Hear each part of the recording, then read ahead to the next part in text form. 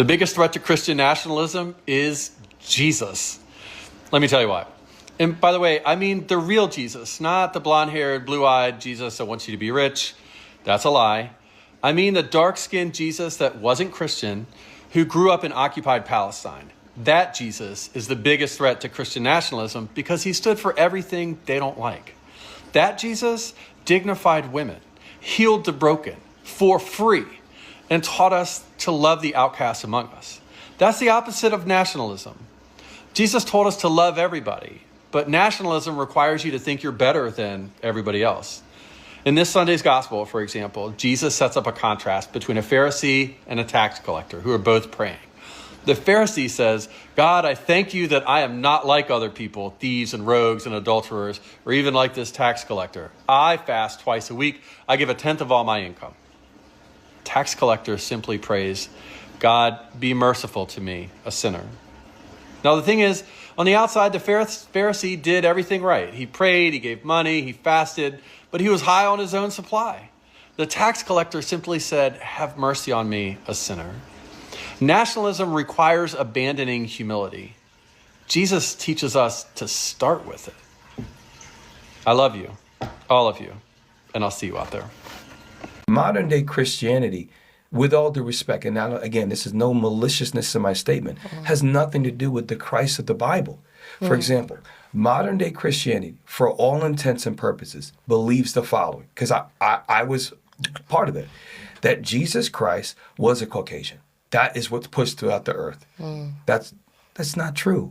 How do I say this? The entire Bible is about black people. Not only was Jesus black, but every character in the Bible seems to be black too. Yeah, Zephaniah and Jeremiah and Jebediah, those all aren't white people names, okay? And Jesus wasn't some tan, partially melanated Middle Eastern person either. I'm talking straight up black dude, okay? Even in the book of Revelation, when you get the vision of Daniel, he's describing someone with feet like burnt brass and white woolly hair, and we've got the deep running water voice with the red eyes, and you guys, he's black. The Jewish people are black people, like Kanye was right. And those people yelling at the park dressed in purple about black people being the real Hebrew Israelites, they're right, okay? Like, anytime you see the word Hebrew or Israelite or Jew in the Bible, in your mind, you got to replace that with black person. So the whole Bible is going to make a lot more sense to you once you start reading it like that. But you need to let this get settled in your heart now before you get up there. So, I mean, they were literally whipping him on his way to get crucified, you guys. Crucifixion was a punishment, like, for slaves back then. And gladiators. And all the gladiators were black, too. Did you know that? Like, you guys, he was sold for 30 pieces of silver. That was the maximum amount of money that a slave could be sold for. Oh, just coincidence? Above his cross, it says INRI. They were like mocking him. They were saying it says this is the king of the Jews. They're saying, like, here's the king of the black people. Look what we did to him. Why does the KKK burn crosses, you guys? The racist KKK. It's just black people rejoice. You are God's chosen people. Like, I mean, those are some big shoes to fill, but be honored, like, feel good about that. Like, how cool. Anyway, see you later. Jesus was black. The church is threatened by genius. The church cannot contain even what it produced. I can sit here and tell you, I'm one of the best products of the church that the church could have produced. Intellectually, from zero to primary school, to high school, to university, my entire training was, and when I reached that level and then I'll begin to look at the system and say, this is how we can do things better. Even what the church has produced, it can't trust that product to be the one that redeems it from itself.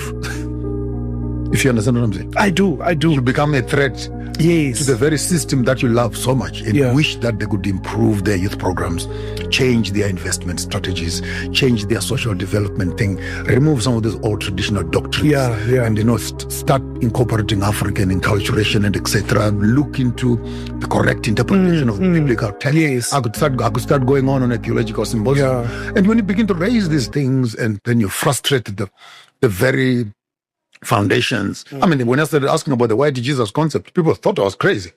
Now the whole social media is Yes. black Jesus. And I'm saying, it's too late. We were lying all along. Yeah. So what makes you think that the people who feel sorry for you now are beginning to even show a black Jesus? You're still not willing to change the concept of Jesus, that it's a fallacy and it's a lie. You are simply changing the packaging, but the lies still remain the same. I'm saying throw away that whole basket with the rubbish that it represents. Hey, Christian nationalists, you know the ones that like to persecute half the nation right now and force your rhetoric down our throats? Just your friendly reminder that Jesus, he was a brown-skinned Jewish hippie. Just your daily reminder that if Jesus showed up today on Christmas morning, most Christians would reject him immediately. He's brown. He's poor. He's unarmed. He's from the Middle East. He doesn't speak English. Instead of kneeling and worshiping at the manger, you would demand to see his papers. You'd ask him where he came from. You'd ask him who funded him and whether he belongs in this country here at all. You see, he would talk about helping the sick without profit. He'd feed the poor without checking their worth. He'd welcome foreigners and strangers without building walls or celebrating their deportation. But Christians who worship the free market would call that irresponsible and naive and dangerous. You'd probably call him a socialist or a threat to our national security, a problem for our economy. Because anything that challenges power always has to be labeled as a threat. You see, you wouldn't crucify Jesus for claiming to be God. You'd crucify him for not voting red. So I want you to remember, as you gather to celebrate his birth today, you don't follow Jesus. You follow power. And you've just slapped Jesus' name on it. Because to you, it feels so righteous. When somebody tells you Jesus is black and you say, color doesn't matter, or I don't care if he was blue, black, green, or purple, it's a form of self-hatred. You have a self-loathing personality, okay? And let me explain what I mean when I say that. When somebody tells you Christ is black and you immediately jump to that answer, that's because you can't see yourself being better than who you are. If you understood that Christ was black, you would not have hatred towards your own brother and sister. You would not want to kill, steal, disrespect the next brother or sister because you don't see Christ in them. That's why you do it. If you understood that Christ was black like you would not be wearing wigs all day, sisters. If you understood Christ looked like you, brother, you would not disrespect the next man just because he stepped on your shoe by accident. You would not want to kill him because of that. You would understand like, oh, okay, let me talk to him. Let me explain some things. Let me have a conversation with this brother. You don't see Christ in one another. That's why y'all disrespect each other. Y'all don't see Christ in one another. That's why you will go down to the abortion clinic and kill that baby before it's even born. You understand what I'm saying? So knowing that Christ is black is very key, because if you knew that, you would treat each other with the utmost respect instead of treating the opposite people with all the respect in the world and looking at your brothers and sisters like the scum of the earth. Self-hatred is a symptom of various mental health disorders. Think about it. So exhausting as a whole, and yet God is talking expansive things. The identity of true Israel transcends this little dinky country that is going to the bottom of the sea. In its time, the identity of true Israel is this sweeping saga that covers the centuries as people worked to hide what Jesus and his people looked like. If logic says that it doesn't matter what he looks like now, then can we please examine the logic of the time when what he looked like was being hidden at all costs?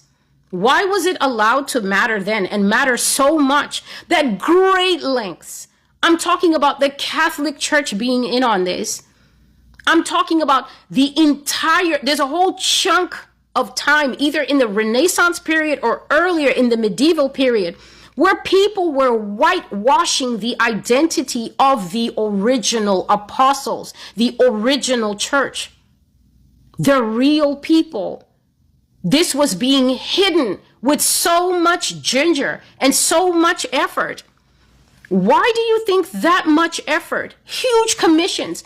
I'm talking about bags of gold being paid to artists to do nothing but sit and overpaint these paintings and gather them into enclaves and keep them hidden from sight. Do you think that all that effort was even considering America? Did America even exist at that time? This is a powerful historical truth, and it has its place. Because the Bible says that there's nothing hidden that will not be made known. There is nothing secret that will not be exposed. The Bible clearly says, therefore, the things that I whisper to you, shout them from the rooftops. This is the Bible coming to pass. And to think that a people are so pressed that they think that they can minimize it for whatever reasons is so curious. This Slavery Chronicles is the most hated set of videos that I've ever done. It has the lowest traction.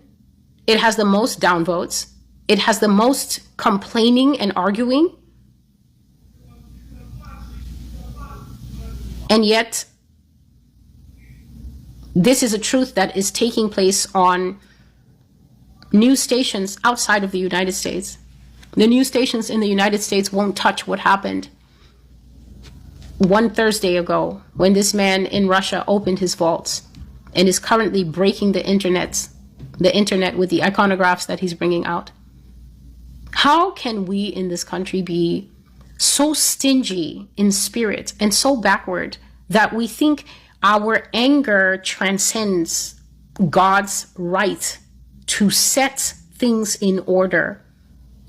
There are promises to be fulfilled. There are curses to be leveled. And yet America feels that her opinion should be registered, that she's unhappy. And what will happen is she's going to downvote truthful videos and in so doing accomplish what?